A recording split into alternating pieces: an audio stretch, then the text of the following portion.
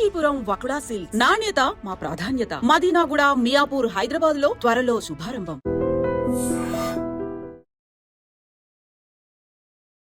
Hi, hello, నమస్తే, welcome back to iDream media. ఈరోజు మనతో ఉన్నారు యాంపీ సర్టిఫైడ్ మ్యూచువల్ ఫండ్ డిస్ట్రిబ్యూటర్ అయిన శ్రీనివాస్ రెడ్డి గారు. ముఖ్యంగా ఎస్డబ్ల్యూపీ కాన్సెప్ట్, ఇది ఎవరి కోసం, ఎలా యూటిలైజ్ చేసుకోవాలి దీన్ని అనే విషయాలు తెలుసుకుందాం క్లియర్గా. నమస్కారం సార్. నమస్తే విరాట్ గారు. జనరల్గా మార్కెట్లో అది మ్యూచువల్ ఫండ్స్ అయినా, ఈక్విటీ అయినా, ఎఫ్అండ్ అయినా, ఏదైనా సరే ఓకే, ఇన్వెస్ట్ చేయడం గురించి అందరూ చెప్తుంటారు. అవును, ఆ డబ్బులు ఎప్పుడు తీసుకోవాలి, ఎలా తీసుకోవాలి, అసలు అవి మనకి ఎప్పుడు యూజ్ అవుతాయి, ఇది ఎవరు చెప్పరు. అవును, ఎంతో కొంత నేను అది కాస్త మ్యూచువల్ ఫండ్లోనే వింటూ ఉంటాను, ఈ టైంకి ఎంత డబ్బులు వస్తాయండి అని. అవును, అలాంటి మ్యూచువల్ ఫండ్స్లోనే ఎస్డబ్ల్యూపీ అనే కాన్సెప్ట్ ఉంది కదా. అవును, ఇన్వెస్ట్ చేస్తూనే మరో పక్క డబ్బులతో మీరు హ్యాపీగా ఉండండి, యూటిలైజ్ చేసుకోండి అని చెప్పే కాన్సెప్ట్. అవును. బట్ ఇది ఎవరి కోసం, ఎలాంటి టైంలో దీన్ని యూటిలైజ్ చేసుకోవాలి, ఎలాంటి వాళ్ళు యూటిలైజ్ చేసుకోవాలి, అమౌంట్ ఎంత పర్టికులర్గా ఉండాలి, ఎందుకంటే కొంచెం క్లిష్టంగా ఉంటుంది కదా. ఒక పక్కన ఇన్వెస్ట్ చేయాలి, ఒక పక్కన తీసుకుంటూ ఉండాలి. కాస్త ఎక్స్ప్లెయిన్ చేస్తారు దీన్ని? బేసిక్గా మీరు అడిగిన క్వశ్చన్ విరాట్ గారు, మ్యూచువల్ ఫండ్లో అందరూ ఇన్వెస్ట్మెంట్ గురించే మాట్లాడతారు, విత్డ్రాల్ గురించి మాట్లాడరు, లేకపోతే యూసేజ్ గురించి మాట్లాడారంటే ఇండస్ట్రీ అంతా అలా లేదు. యాక్చువల్గా చాలా ఫిక్స్డ్ ఇన్కమ్ ప్రోడక్ట్లో కూడా, అంటే లైక్ ఎల్ఐసిలో కొన్ని పెన్షన్ ప్లాన్స్ ఉంటాయి, పోస్ట్ ఆఫీస్లో కొన్ని మంత్లీ ఇన్కమ్ స్కీమ్స్ ఉంటాయి, అట్లాగే రకరకాల వేరియేషన్ చాలా ప్రొడక్ట్స్ మంత్లీ ఇన్కమ్ ఇచ్చే ప్రొడక్ట్స్ కూడా ఉన్నాయి. కానీ వాటికి మ్యూచువల్ ఫండ్లో ఎస్డబ్ల్యూపీకి కాన్సెప్ట్కి డిఫరెన్స్ ఏందన్నది మనం ఆలోచించాలి. వాటికి ఫిక్స్డ్ అమౌంట్ ఏదైతే ఒక 10 lakhs ఇన్వెస్ట్ చేసాం, మంత్లీ ఈ సర్టెన్ అమౌంట్ ఇన్ని సంవత్సరాలు ఇస్తాం, మెచ్యూరిటీగా ఈ అమౌంట్ మీరు పలానా టైంకి ఈ అమౌంట్ విత్డ్రా చేసుకోవచ్చు అనే ఒక ఆప్షన్తో ఉంటాయి.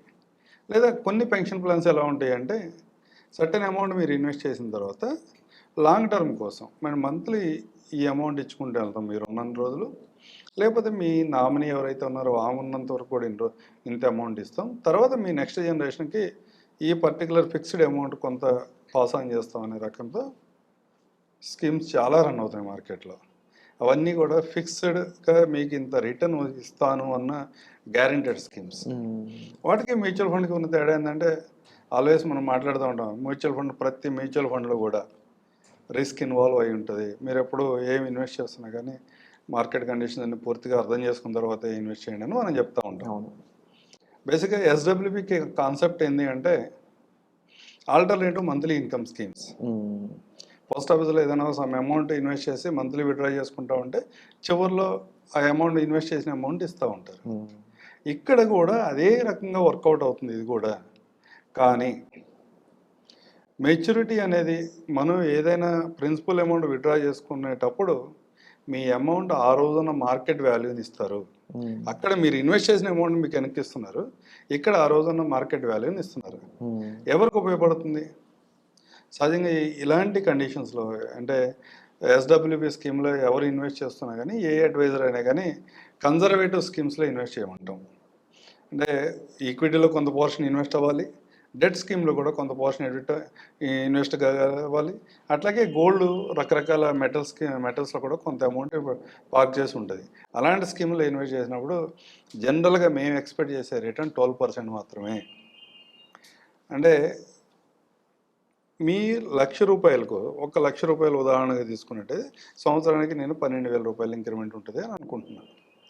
దాంట్లోంచి 8.4% కనుక మీరు ప్రతి నెల విత్డ్రా చేసుకుంటూ వెళితే, అంటే ఒక 10 లక్షలు ఇన్వెస్ట్ చేస్తే మంత్లీ ఒక 7,000 రూపాయలు కనుక మీరు మంత్లీ విత్డ్రా చేసుకుంటా ఉన్నా కూడా 12% రిటర్న్ క్యాలిక్యులేట్ చేసుకుంటే 15 yearsకి మీ ప్రిన్సిపల్ అమౌంట్ డబుల్ అవుతుంది. అంటే 10 లక్షలలో 20 లక్షలు అవుతుంది. ఇదే తేడా. 15 సంవత్సరాలు కాదు, 20 సంవత్సరాలు కాదు, మీరు ఎన్ని సంవత్సరాలు ఫిక్స్డ్ ఇన్కమ్ ప్రోడక్ట్లో పోస్ట్ ఆఫీస్లో కానీ లేదా మంత్లీ ఇన్కమ్ స్కీమ్ ఇచ్చే మిగతా వాటిలో అక్కడ మీ ప్రిన్సిపల్ అమౌంట్ మాత్రమే వెనక్కిస్తారు. ఇక్కడ మీరు ఆ ప్రోడక్ట్లో తీసుకునే అమౌంట్ కంటే మీరు ఎక్కువ మంత్లీ విత్డ్రా చేసుకుంటున్నారు, తర్వాత మీ ప్రిన్సిపల్ అమౌంట్ కూడా ఎప్రిషియేట్ అవుతుంది.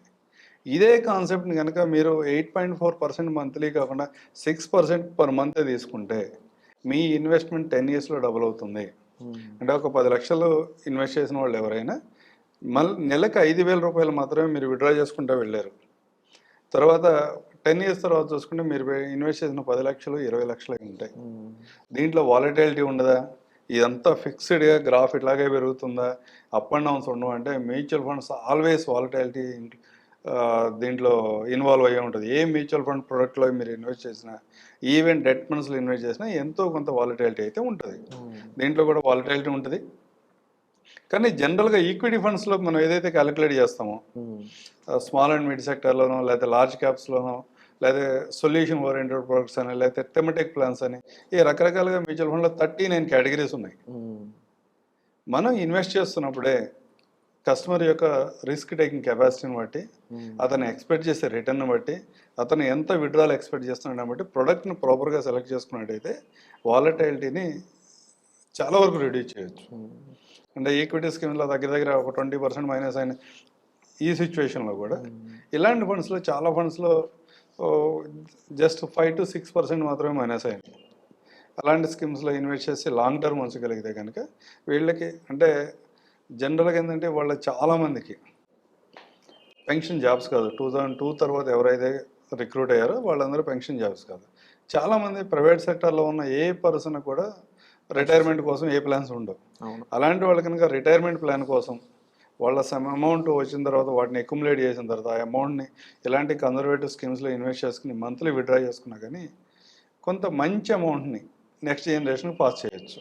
100% ఇది ఒక ప్యాసివ్ ఇన్కమ్లో కూడా వాళ్ళకి బాగా యూజ్ అవుతుంది. యాక్చువల్ ప్యాసివ్ ఇన్కమే, కానీ దీంట్లో కూడా సైకలాజికల్ బయాస్ పనిచేస్తూ ఉంటాయి రెగ్యులర్గా. యాక్చువల్గా అంటే యాప్ సిస్టమ్ అనేది వచ్చిన తర్వాత ప్రతిరోజు మన మనీని మనం చూస్తున్నప్పుడు టెంప్టింగ్ అనిపిస్తుంది. టెంప్టింగ్ అనేది అంటే రెండు సందర్భాల్లో కూడా, అంటే అగ్రెసివ్గా రిటర్న్స్ బాగున్నప్పుడు కూడా టెంప్టింగ్ అనిపిస్తుంది. అంటే మంచి రిటర్న్స్ వచ్చినాయి కదా విడ్రా చేసేద్దాం అనుకుంటాం.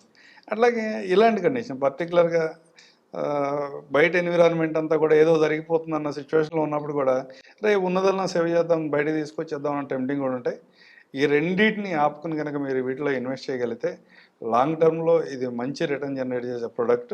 దాంతోపాటు ఎంత ఇన్వెస్ట్ చేయాలి మినిమం, దీంట్లో యాక్చువల్గా మ్యూచువల్ ఫండ్ కాన్సెప్టే మంత్లీ అయితే 500 రూపీస్ నుంచి స్టార్ట్ అవ్వచ్చు, డైలీ 100 రూపీస్ నుంచి స్టార్ట్ చేయొచ్చు ఎస్ఐపి అయితే. అట్లాగే లంసమ్ అయితే 5,000 రూపాయల నుంచి స్టార్ట్ చేయొచ్చు. దీంట్లో కూడా సహజంగా 5,000 రూపాయలు మనం ఎస్డబ్ల్యూపీ పెడితే పెద్దగా ఏం కనపడదు కాబట్టి మినిమం ఒక 50,000 1 lakh ఎవరైనా ఇన్వెస్ట్ చేసి మంత్లీ మీ చిన్న నీడ్స్ తీర్చుకోవడానికి కూడా ఒక 500 నుంచి 1,000 రూపాయలు 700 వరకు మంత్లీ విడ్రా చేసుకుందాం అనుకున్న వాళ్ళకి ఉపయోగపడుతుంది. అట్లాగే కొంచెం హెచ్ఎన్ఐస్ ఉన్నారు, వాళ్ళ ఎక్స్పెన్సెస్ గట్టిగా ఉంటాయి, నెలకు 2 లక్షలు రిటైర్మెంట్ ఫండ్ కావాలి, ప్రతి నెల కావాలి అనుకున్న వాళ్ళు కూడా ఒక 3 కోట్ల రూపాయలు దీంట్లో ఇన్వెస్ట్ చేసినట్టయితే మంత్లీ ఒక 2 lakhs వరకు విడ్రా చేసుకుని వాళ్ళ లైఫ్ టైం తీసుకుంటానికి కూడా వీటిలో అవకాశం ఉంటుంది. వాలటైలిటీ ఉంటుంది. వాలటైలిటీని మ్యూచువల్ ఫండ్లో ఇన్వెస్ట్ చేస్తామంటే అబ్జర్వ్ చేసుకోవాల్సింది 100%. అబ్జర్వ్ చేసుకోవాలని వాళ్ళు దీంట్లో ఇన్వెస్ట్ చేస్తే కనుక మంచి రిటర్న్స్ చూడవచ్చు. Wonderful information sir. అండ్ తప్పకుండా చాలా మందికి ఇది ప్రాక్టికల్గా డిఫరెంట్ సినారియోస్ ఉంటూ ఉంటాయి. అవును, మీరు ఒక ఫండమెంటల్ చెప్పినప్పుడు ఏంటంటే అందరూ కూడా వాళ్ళు ఉన్న సిచ్యువేషన్ బట్టి కంపేర్ చేసుకుంటారు. బట్ దాన్ని ఎలా ఫుల్ఫిల్ చేయాలి, ఎలా ముందు తీసుకెళ్ళాలి, యాక్షన్ ప్లాన్ ఎట్లా అనేది తెలియదు. సో అలాంటి యాక్షన్ ప్లాన్ కోసం ఎలా చేయాలి అని తెలుసుకోవాలనుకున్న గైడెన్స్ కోసం మీరు సార్ని సంప్రదించవచ్చు. ఇక శ్రీనివాస్ రెడ్డి గారి నుంచి ఎటువంటి ఎపిసోడ్స్, మీరు ఎటువంటి విషయాలు తెలుసుకోవాలనుకుంటున్నారు, లేకపోతే మీ కేస్ స్టడీ ఎలా ఉంది, మీరు ఎంత ఇన్వెస్ట్ చేశారు, ఎలాంటి సిచ్యువేషన్లో ఉంది, దాన్ని ఏం చేద్దాం అనుకుంటున్నారు అని డౌట్లో ఉన్నా కూడా మీరు సార్ నుంచి ఆ ఇన్ఫర్మేషన్ అనేది తెలుసుకోవడానికి మీరు డిస్ప్లే అవుతున్న నెంబర్స్ కాల్ చేసి సార్తో మాట్లాడవచ్చు. ఎటువంటి ఎపిసోడ్స్ కావాలనడానికి కామెంట్ సెక్షన్లో మెన్షన్ చేసినట్లయితే అలాంటి ఎపిసోడ్స్ మీ ముందు తీసుకురావడానికి నేను ప్రయత్నం చేస్తాను. Thank you so much.